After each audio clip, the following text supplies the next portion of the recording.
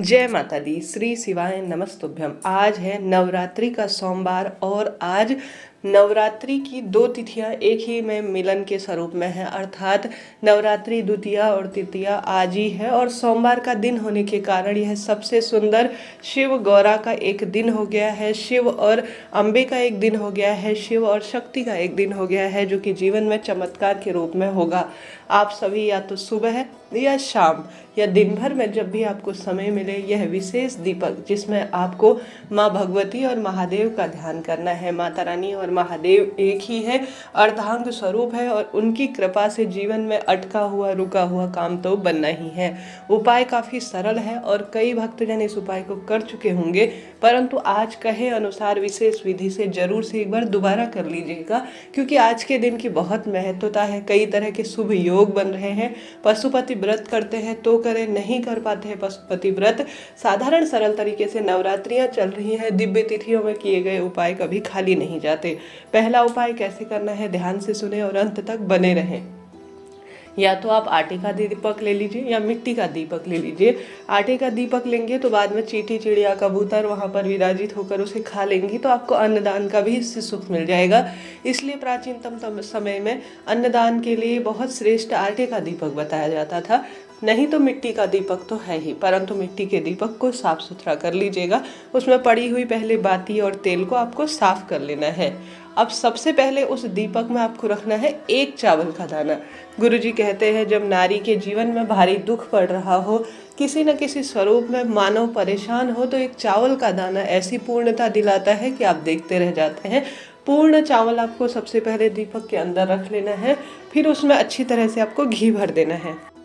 इसके साथ ही दीपक को अच्छी तरह से आप सभी को पूर्ण श्रद्धा भावना से शुद्धता का ध्यान रखते हुए, जैसे दिन भर में हम सभी लेट बाथ जाते हैं अर्थात टॉयलेट बाथरूम जाते हैं तो कपड़े और तन मन अशुद्धता की श्रेणी में आता है। शाम के समय संभव हो तो नवरात्रि की जोत जलाते हैं या पूजा पाठ करते हैं शाम को, तो विधि विधान से आप सभी संभव हो तो भले ही वस्त्र पुराने हों, परंतु आप सभी शुद्धता का ध्यान रखते हुए कुल्ला करें, हाथ पैर धोए और साथ के साथ जो पुराने ही वस्त्र हो वह धुले हुए पहनते हैं तो अत्यधिक फल इसका मिलता है।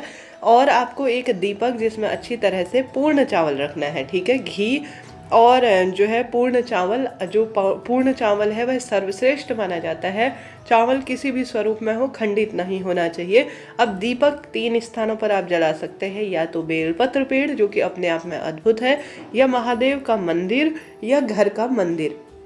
घर के मंदिर में महादेव और माँ भगवती विराजित है तो वहाँ पर आप सभी इस दीपक को रख सकते हैं। दीपक में आप एक लंबी बत्ती रखेंगे, एक गोल बत्ती रखेंगे। दोनों को संभव हो तो थोड़ा सा आपस में कहीं से भी दीपक को कहीं से भी थोड़ा आप मिला लीजिएगा और अपना नाम और गोत्र जरूर बोलिएगा जब इस दीपक को आप प्रज्वलित करेंगे।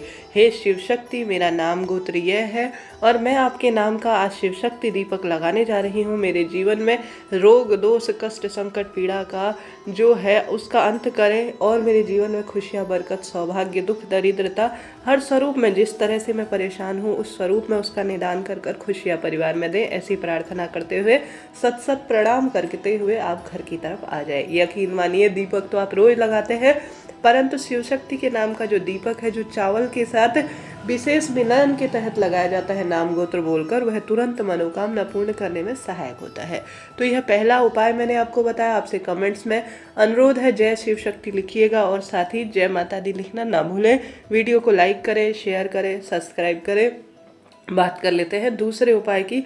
दूसरा उपाय, अगर आज शाम को देर रात्रि तक जब भी आपका महादेव के मंदिर में जाना हो तो आप सभी को कोशिश करनी है कि आप 108 चावल के दाने, जो चावल के दाने होते हैं वह सीधे धन लक्ष्मी को प्रेजेंट करते हैं, तो आप चावल के दाने 108 कम ज़्यादा जितने आपसे हों शिवलिंग पर जरूर से समर्पित करने का प्रयत्न करें। 108 चावल के दाने जो भी शिवलिंग पर चढ़ा देता है, कैसा भी दुर्भाग्य उसका चल रहा हो वह सौभाग्य में बदल जाता है और दुख दरिद्रता का अंत हो ही जाता है। तो यह दूसरा उपाय भी आप कर सकते हैं।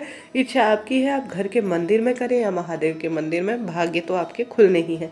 2 उपाय मैंने बताया, बात कर लेते हैं तीसरे उपाय की। यह उपाय काफ़ी सरल है और आपको निश्चित रूप से लाभ देगा। सोमवार हो या किसी भी सर्वश्रेष्ठ तिथि पर आपको इन स्थानों पर कम से कम अपनी मनोकामना बोलकर, नाम गोत्र बोलकर, अपनी क्षमता शक्ति सामर्थ्य अनुसार दीप लगाना चाहिए। वह पहला स्थान है बेलपत्र पेड़ के नीचे। गुरु जी कहते हैं जब जीवन में बहुत अधिक तंग हाली चलने लगे, परेशानी होने लगे, तो आप सभी को बेलपत्र पेड़ के नीचे थोड़ा सा शक्कर या थोड़ा सा गेहूं का आटा समर्पित करने के बाद वहाँ चींटी चिड़िया ऐसे खा लेंगे, ऐसी भावना करते हुए बेलपत्र पेड़ के जड़ में आप सभी एक चुटकी काला तिल डालकर अगर गोल बत्ती का घी का दीपक लगा देते हैं तो दुर्भाग्य दूर होता है और सौभाग्य में वृद्धि होती चली जाती है। तो आज आप सभी को सोमवार की शुभ तिथि में गोल बत्ती का घी का दीपक, जो कि आप सभी को सबसे पहले तो जो चावल या आटा है आपको बेलपत्र पेड़ के नीचे छोड़ा समर्पित करना है।